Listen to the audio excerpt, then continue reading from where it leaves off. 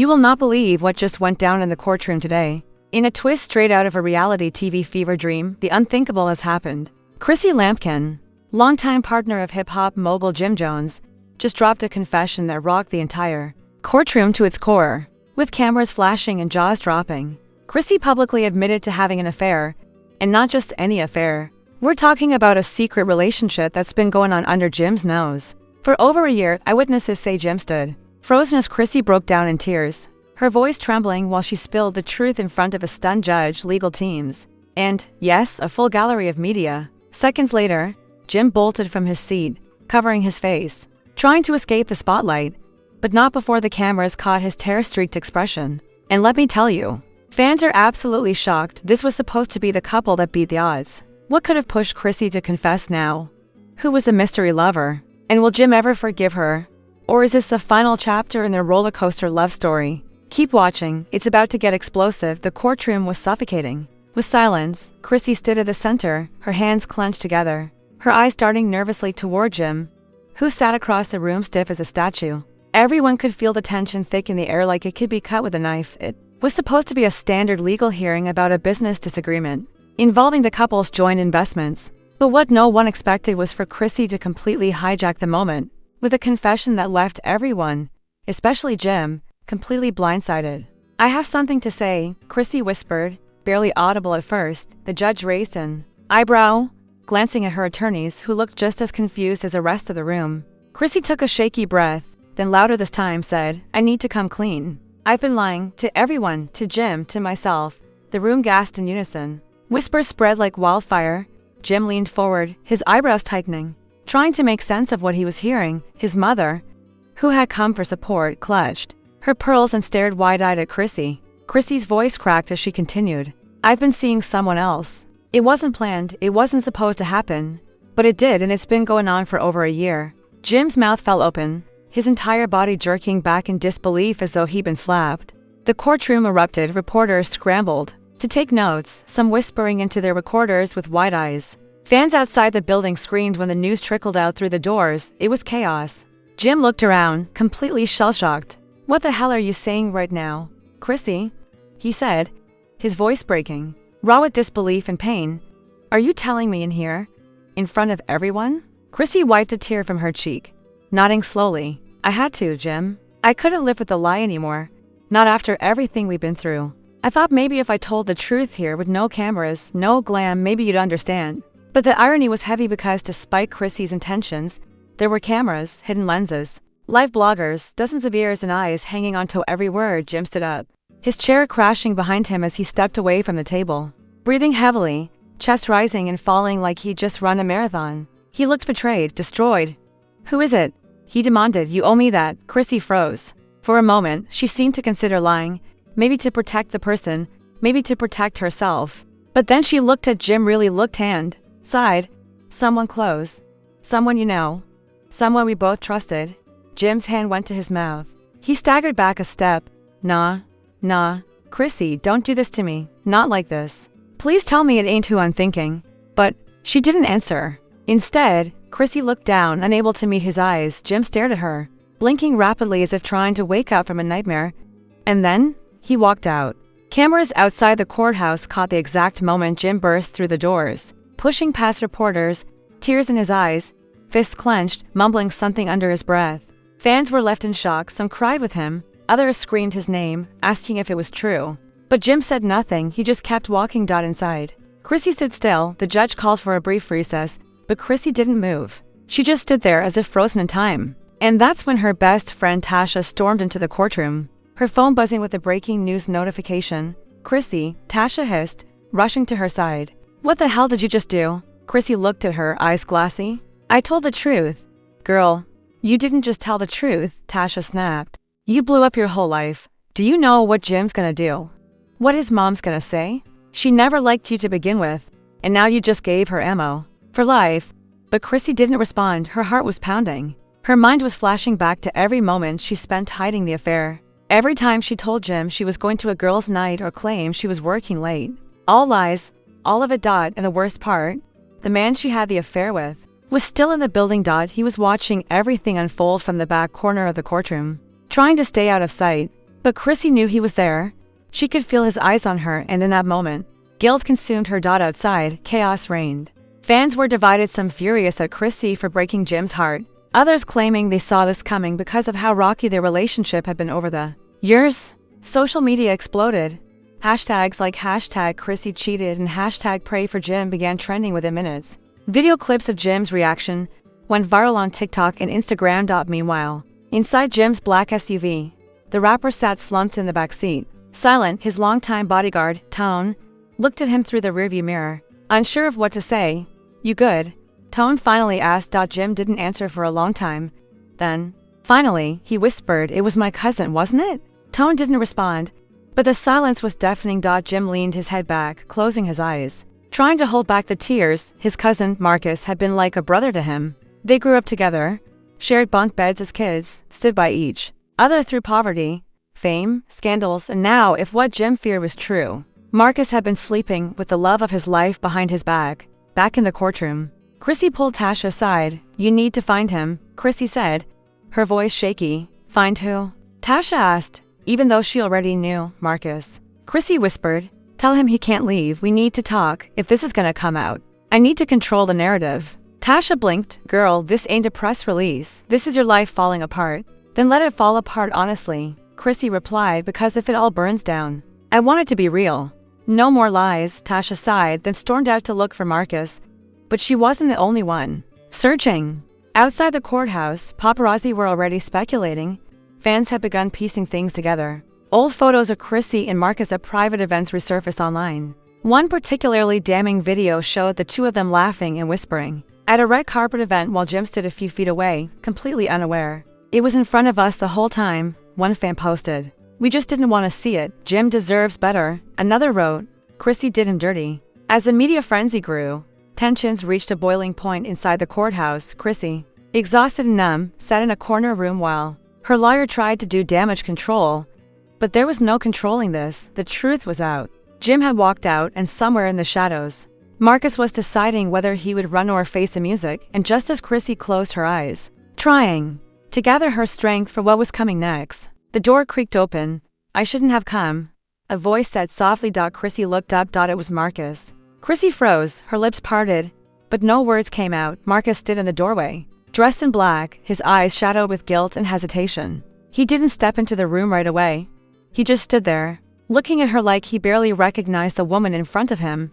Chrissy swallowed hard, unsure if she felt relief or dread. "You came," she said finally, voice hoarse. Voice hoarse. Marcus nodded, stepping in slowly and closing the door behind him. "Yeah, probably a mistake." Chrissy looked down at her hands. "I didn't say your name. You didn't have to," he replied quietly, sitting in the chair across from her. "Jim's not stupid." The silence between them stretched, heavy and loaded. Chrissy stared at Marcus, wondering how they even got here. How a few stolen glances turned into long nights, into touches, into secrets. It wasn't supposed to mean anything, not at first. "Do you regret it?" she asked. Marcus sighed, resting his elbows on his knees. "I regret how it happened. I regret hurting him. But you? I don't know. I can't lie to you, neither." "Can I?" Chrissy whispered. "That's why I told the truth today." Marcus rubbed his hands over his face. "You told the truth and set a bomb off. Jim's walking around out there like a ghost. He looked at me before he left the courthouse. I saw it in his eyes. He knows." "Then maybe it's better this way," Chrissy said, suddenly sharper. "Better than lying to his face every day, pretending we were okay when we were falling apart." Marcus looked at her, pain flashing in his eyes. "But was it falling apart because of him? Or because of us?" Chrissy didn't answer. She didn't know the answer herself. Maybe it started long before the affair, before the missed calls, the empty promises, the nights Jim spent more married to the hustle than to her. Outside, the hallway buzzed with chaos. Word had already leaked to the press that Marcus had been seen in the building. Fans were losing their minds. Video footage of him attending a family barbecue just months ago began circulating with captions like, "How could he?" and "The betrayal runs deep." Inside the courtroom waiting area, Tasha was pacing. When she saw Marcus slip into Chrissy's room, she nearly burst through the door. But something stopped her. Maybe it was instinct. Maybe it was fear of what she might overhear. Instead, she pulled out her phone and began texting Jim. He hadn't responded to anything since walking out, not even to his mother, who was now giving a full interview outside the courthouse. Yes, that's right, Jim's mother, Nancy Jones, better known to fans as Mama Jones, was now front and center with a microphone in her hand, laying it all out. "I never trusted that girl," she said angrily. "I told my son over and over Chrissy wasn't right for him. And now look, she not only betrayed him, she did it with family. That's not just scandal, baby, that's a curse." Her voice echoed on every major entertainment blog. Fans were eating it up. Mama Jones's raw emotion mixed with her signature fire only fueled the public outrage. #JusticeForJim trended within 20 minutes of her statement. Meanwhile, Jim sat alone in his hotel suite, staring blankly at the TV as footage of his mother's interview played on loop. Every time Chrissy's name was mentioned, he winced. Every time someone said Marcus, he felt the betrayal all over again. His phone buzzed again. Another message from Tasha. "He's here, with her." Alone. Jim slammed the phone down on the table, his chest heaving. He couldn't decide if he was more heartbroken or furious, and then, without thinking, he grabbed his jacket and stormed out of the suite. Back in the courthouse, Chrissy and Marcus were deep into a conversation that had long stopped being rational. "We didn't mean for it to go this far," Chrissy said, standing now, pacing like she was unraveling. "I didn't even know how it happened. It felt good to be seen, to be heard. Jim wasn't there. So I was a replacement?" Marcus asked bitterly. Double quotes. "No," she snapped. "You were a mistake I kept choosing." Marcus did too. Angry now. "You think that makes it better? We didn't just mess up, Chrissy, we betrayed blood, we betrayed love. Don't you dare preach to me." She fired back. "You were right there with me, Marcus. Every text, every hotel room, every lie. Don't act like you didn't want it." He looked at her, his jaw clenched. "I did, and that's the part I hate most." Suddenly, the door burst open. Jim stood in the frame, eyes wild, his face twisted with fury and pain. "So it's true," he said, voice low but deadly. "You two in here, together?" Again, Chrissy's breath caught. Marcus stepped forward. "Jim, don't," Jim barked. "Don't say a damn word." He stepped into the room slowly, his gaze darting between them. The room felt like it shrank, suffocating the three of them with every second. "I gave everything to both of you," Jim said, voice shaking. "You were my girl. You?" He pointed at Marcus. "You were my brother. I took bullets for you. I fed you." "I know," Marcus whispered.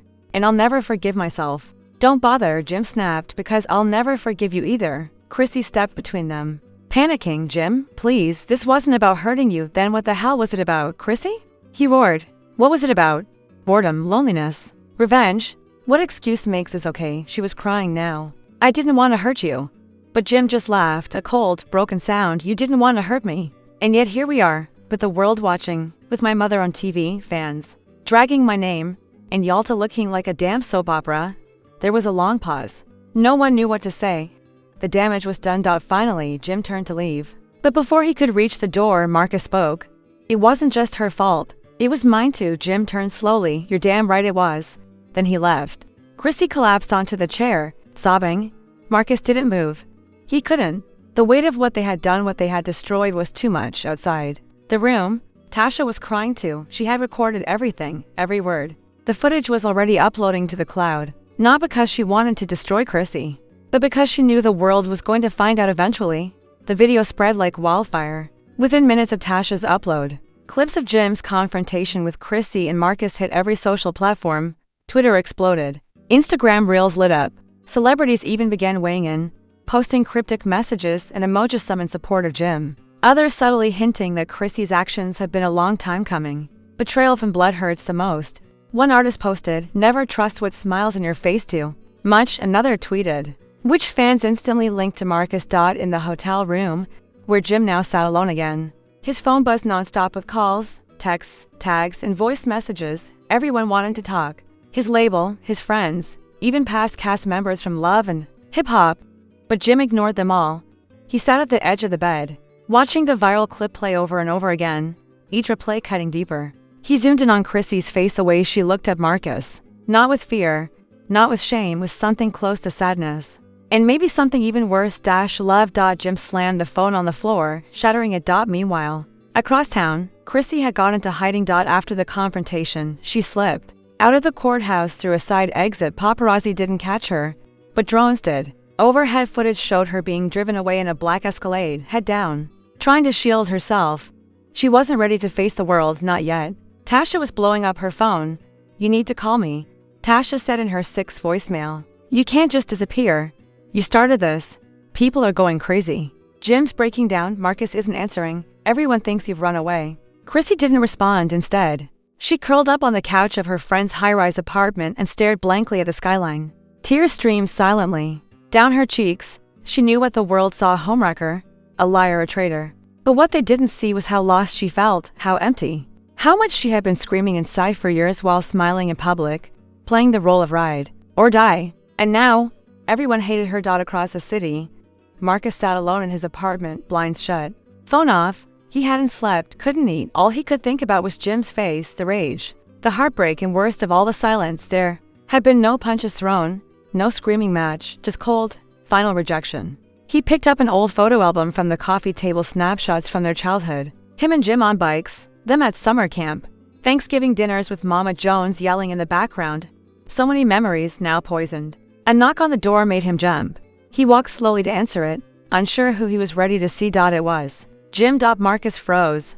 Jim looked different, colder, like something inside him had turned off. Can we talk? Jim asked, voice calm but empty. Marcus stepped aside, letting him in. The room felt suffocating with tension. Jim looked around, eyes scanning the space. Didn't think I'd come here, but I couldn't sleep. Marcus sat down, nervous. I wasn't expecting you. I just want answers, Jim said, sitting across from him. When did it start? Marcus hesitated. After that trip to Atlanta, when you and Chrissy had that big fight. Jim nodded slowly. So that was a lie too, all those times she said she was at the spa, y'all were together. Sometimes, Marcus admitted, but not always. Don't sugarcoat it, Jim said sharply. You did what you did. Just say it. I did, Marcus said. Shame dripping from every word, and it was wrong. Jim leaned forward. Was it love? Marcus looked at him, unable to lie. I think, maybe, yeah. The words were a punch to the gut. Jim leaned back, exhaling hard, like he'd just been knocked out. So you're not just sorry, you're in love with her. Marcus rubbed his face. I don't know what I feel anymore. I just know I ruined everything. Jim stood up, pacing now. I came here thinking maybe we could fix this. Maybe, somehow, we could figure it out. But now I see, there's nothing to fix. You made your choice, she made hers, and me, I'm done. Marcus's voice cracked. Jim, I didn't mean, don't, Jim said. Just don't. He turned and walked out, slamming the door behind him. Marcus sat in silence, the finality of it all crashing down like a wave. Meanwhile, Chrissy finally called Tasha. I messed everything up, she said through sobs. You did. Tasha replied bluntly. But you're not the only one. Jim just went to see Marcus. Chrissy sat up. What? Yeah. And word is he's cutting both of y'all off. Chrissy went silent. You need to go on camera. Tasha continued. If you want to control the story now, you have to own it. Every bit of it. No excuses. No playing the victim. I'm not playing anything, Chrissy whispered. I am the villain. Then be a real one, Tasha said. Because the internet's already decided who you are. If you don't speak your truth now, you'll never get it back. Chrissy knew she was right. That night, she went live on Instagram. Millions tuned in. Fans, haters, bloggers, even celebrities. Chrissy appeared without makeup, her eyes swollen, her voice low. This isn't easy for me, she began. But I owe y'all and Jim the truth. She took a breath. Yes, I cheated. And yes, it was with someone close. It wasn't planned. I wasn't looking to betray anyone. But I did, and I have to live with that. As she continued, tears streamed down her face. She talked about the loneliness, the distance in her relationship with Jim, how she felt invisible, how Marcus gave her comfort, attention, warmth. But she didn't justify it. Not once. Instead, she apologized. I hurt the person I loved most. I hurt someone who trusted me. And for that, I am truly sorry. The comments poured in, some sympathetic, others brutal. But Chrissy didn't flinch. She kept talking, owning every piece of it. And then she ended the live with a chilling line. I don't expect forgiveness. Not from Jim, not from the fans. But I needed to say it out loud because silence was killing me. The screen went black. Tasha watched from her apartment, stunned. She hadn't expected Chrissy to go that deep. But she had to admit it was powerful. Meanwhile, Jim sat in a studio with a bottle of Henny beside him and headphones over his ears. He wasn't watching Chrissy's live. He was recording. A new track. Raw, angry, honest. And in it, he heard everything. Not by name, but the fans would know. They always knew. By morning, it would be released and the world would hear Jim's side of the story. Not through a press conference, but through bars that would burn every bridge left standing. The beat dropped like a hammer the moment Jim released a surprise track at midnight. The internet went into full meltdown. It wasn't just a song, it was a scorched earth confession. A lyrical gut punch aimed directly at Chrissy and Marcus. The title alone said it all. Loyalty died last summer, In verse 1, Jim rapped about betrayal in brutal detail. I fed you at my table. You bit the hand, loved her through the storm, you built the sand. Trust is dead and you killed the man, now I see clearer with an empty hand. Fans were stunned. The pain in his voice was raw, and the rage bled through every syllable. No cryptic messages, no veiled metaphors. He was naming situations, timelines, even referencing the court date. No one had seen him this vulnerable in music in years. Within hours, the song shot to #1 on streaming charts. Twitter blew up with reactions. This isn't a diss track, this is a funeral. Jim airing out his soul like this. I feel violated and I wasn't even involved. Chrissy and Marcus better deactivate everything, and deactivate they did. By morning, Marcus had deleted all his social media. Chrissy's live video was reposted by every gossip blog on the planet, but her own page had gone dark, memes flooded in. Edits of Jim walking away from an explosion labeled his entire past life went viral. For the first time in years, fans weren't talking about the music, the fashion, or the love story, they were talking about destruction. But while the world laughed and gasped, behind the scenes, everything was falling apart. Marcus was fired from the real estate firm where he had worked under Jim's name. Sponsors began pulling back from any brand tied to Chrissy. Old friends stopped replying to texts. And worst of all, Mama Jones had taken to YouTube with a full 1-hour video. I told him, she repeated over and over, her nails clacking as she pointed at the camera. I told Jimmy that girl wasn't right, but he didn't listen. Now look, betrayed by the one he loved. And his own blood child, the devil is working overtime. Her video garnered over 2 million views in a day.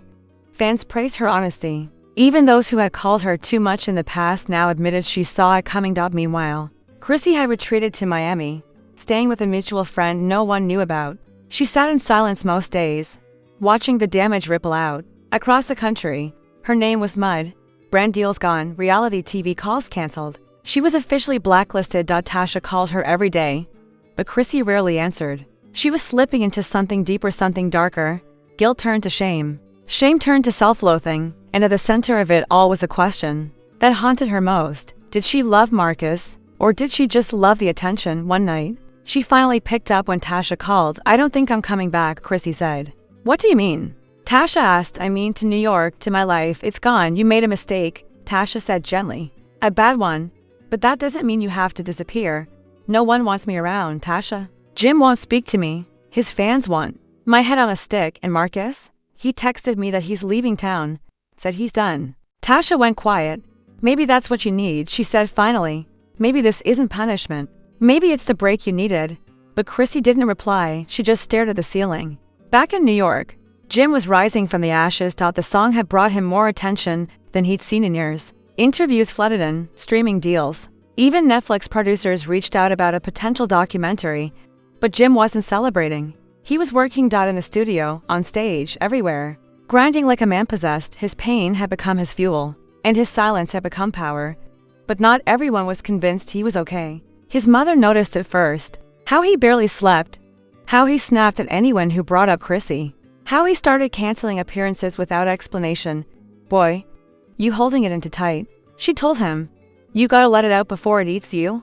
I let it out. In that song, he replied. That song wasn't closure, she said. That was a scream. He didn't respond because deep down, he knew she was right. And then, just when the dust began to settle, another bomb dropped. A leaked email hit the blogs, allegedly from Chrissy to a well-known TV producer. In it, she pitched a tell-all docuseries. The subject line, redemption or revenge. The internet exploded again. Was Chrissy trying to profit from the scandal? Was she planning to tell her side fully? Fans were divided again. Some said she had the right, others said it was disgusting. But what shocked everyone most was the final line in the email. I'm willing to sit down with Jim. On camera, no scripts. Jim found out like everyone else through his DMS. He stared at the screenshot. Fingers twitching. Fingers twitching. Was this real? Was she serious? His phone rang. Tasha. Double quotes. Look, I didn't know she said that. She said quickly. But I do know this. If you sit down with her, the world's gonna stop. And what? Jim replied coldly. Watch me relive that pain for ratings? Or, Tasha said softly, watch you finally put it to bed and take your power all the way back. Jim hung up. He didn't sleep that night. He thought about the affair, about the years they spent together, about the way it ended, and about the one question he never asked himself until now. What if he still loved her? He hated himself for even thinking it. But love doesn't die neatly. It bleeds. The next morning, Jim picked up the phone and called his manager. "Get the cameras ready," he said. "If she wants a sit down, let's give him one." The studio was silent, except for the quiet hum of equipment being set up. Lights dangled from steel beams above. Two plush chairs faced each other, a single round table with a box of tissues in the middle. Cameras rolled in silence, waiting. Producers whispered in headsets. And then she arrived. Chrissy stepped onto the set, dressed in black, minimal makeup, her face tight with nerves. She didn't look like a woman ready to perform. She looked like someone walking into the final battle. On the other side of the building, Jim arrived 5 minutes later. He didn't speak to anyone. He just nodded, adjusted his jacket, and waited for the cue. The room darkened slightly. The director gave a signal, and finally, they both entered the room. The silence when they saw each other was unbearable. Chrissy's eyes met his, but he didn't blink. No smile, no softening. Just a wall of calm rage and guarded exhaustion. They sat down, no handshake, no hug. The moderator gave a brief intro, then quietly stepped aside, leaving them alone. Chrissy was the first to speak. "Thank you for agreeing to do this." Jim said nothing. She continued, "I know this doesn't fix anything, and I don't expect it to, but I needed to look you in the eyes one last time." Jim leaned forward, resting his elbows on his knees. "Then say it," he said. "Everything, no hiding. Just say it." Chrissy nodded, eyes glassy. "I cheated on you," she said, voice cracking. "I betrayed your trust. I didn't just hurt you, I destroyed the foundation we built. And the worst part is, I knew what it would do to you.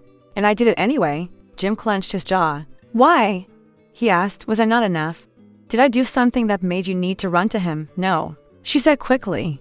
"It wasn't about you not being enough. It was about me not knowing what I needed, not knowing how to ask for what I was missing. I was lonely. I felt like I was watching you live your life, and I was just background." "So you went to my blood?" Jim snapped, eyes narrowing. "You went to someone who's me with my memories?" Chrissy flinched. "I can't explain it. I'm not asking you to forgive me. But I never stopped loving you, even in the middle of the mess.